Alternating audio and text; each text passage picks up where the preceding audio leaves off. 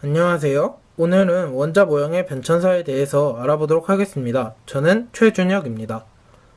과학자들은 거듭된 실험을 해서 원자에 대해 더욱더 배워갔습니다. 그들은 그들이 원자에 대해 생각했었던 방법을 바꿔야 했죠.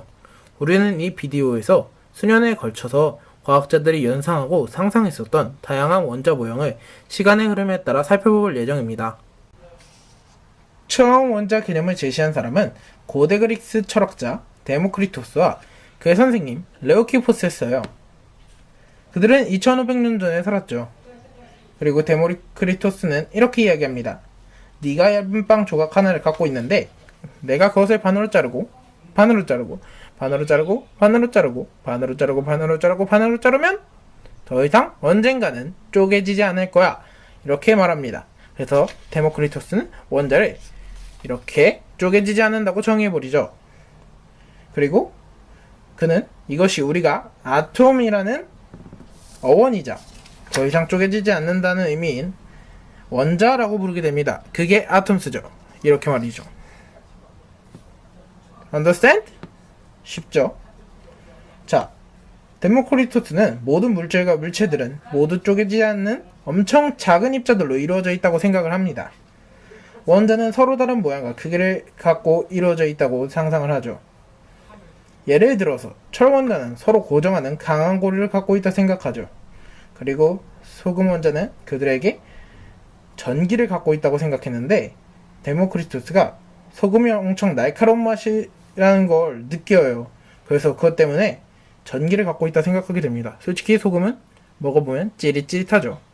데모크리토스가 결국엔 맞습니다. 하지만 사람들이 믿지 않았던 이유, 그런 이유 중에 하나는 같은 시기 유명한 철학자, 이름만 들어도 꿈뻑꿈뻑 해버리는 아리스토텔레스 때문이죠. 아리스토텔레스. 이 아리스토텔레스가 뭘 주장합니까? 네, 그렇죠. 물, 불, 공기, 그리고 에테르로 모든 재료가 이루어져 있다.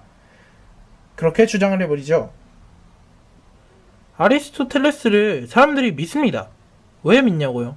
당연하죠. 그건 아마 그가 유명해서죠.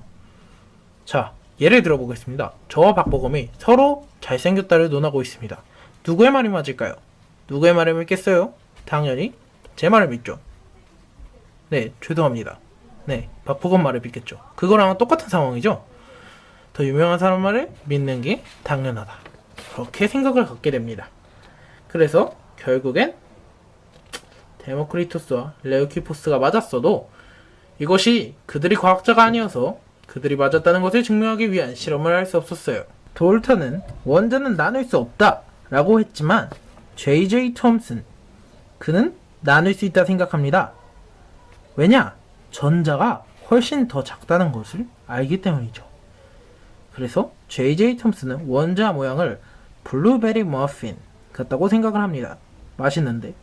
그리고 그는 플럼 푸딩 모델이라 불렀죠. 왜 그렇게 불렀을까요? J.J. 톰슨은 원자 내부를 보면 블루베리가 빵 속에 여기저기 박혀있는 것처럼 전자가 여기저기 박혀있다 생각했어요. 그리고 톰슨은 양전하가 물질 부분에 있다 생각하죠. 그래서 음전하와 양전하를 띤 물질이 서로 균형에 맞게 함께 있다 생각했어요. 그래서 원자는 전기적으로 중성을 띈다 생각했죠.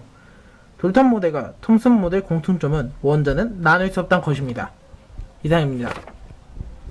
어니스트 러더퍼드는 원자의 질량은 이 정중앙에 집중되어 있고 나머지는 대부분 빈 공간임을 발견했습니다. 즉, 러더퍼드는 톰슨의 주장이 잘못되었다는 것을 보여준 것입니다. 이후에 러더퍼드가 자신의 실험을 바탕으로 보완한 이 모델을 러더퍼드 모델 또는 핵 모델이라고 부릅니다. 자, 지금까지 우리는 원자의 핵을 자세히 알아보았습니다. 이제부터는 많이 이야기하지 않았던 전자에 대해 알아봅시다. 1913년 물리학자 닐스 보어가 그의 원자 모델을 가지고 등장합니다. 그러고는 러더퍼드 모형에서 전자가 그냥 무작위로 위치해 있는 것이 아니라 태양 주위를 도는 행성과 같이 행동한다고 주장했습니다. 사람들은 처음에 이 모델이 매우 믿을만하다고 생각했습니다. 하지만 그것도 잠시 1920년대 전자들이 실제로 궤도를 도는 것이 아니라 극도로 활동적이게 이리저리 움직이고 있다는 주장이 등장합니다. 특히 슈레딩거는 이 전자들이 그리는 자취를 오비탈이라고 불렀습니다. 자, 그러면 이제 다시 핵을 봅시다. 과학자들은 이 원자의 모델을 발견하고 있을 동안 두 개의 부수적인 입자 또한 찾고 있었습니다. 1919년에 어니스트 러더퍼드는 양성자를 발견합니다. 그리고 1932년에 제임스 체드윅은 중성자를 발견합니다. 그래서 바로 이것이 우리가 현재 배우고 현재 생각하고 있는 원자의 모형입니다. 하지만 지금까지도 이렇게 원자 모형이 끊임없이 변해왔듯이 과학자들이 원자에 대해 더 배우고 더 실험을 한다면 이것이 원자의 실제 모습을 완벽히 모사한 것은 아니라는 것을 찾고 더 바꾸고 더 고칠 것입니다. 이렇게 원자 모형의 변천사를 모두 알아보았습니다. 하지만 마지막으로 염두에 두셔야 할 사실이 남아있는데요. 사실 제가 이 모형이 현대 모형이라고 하지만 우리가 공부할 때는 쉽게 이해하기 위해서 거의 대부분 보어 모델을 더 자주 사용합니다. 오비탈이 때로는 굉장히 어렵기 때문이죠.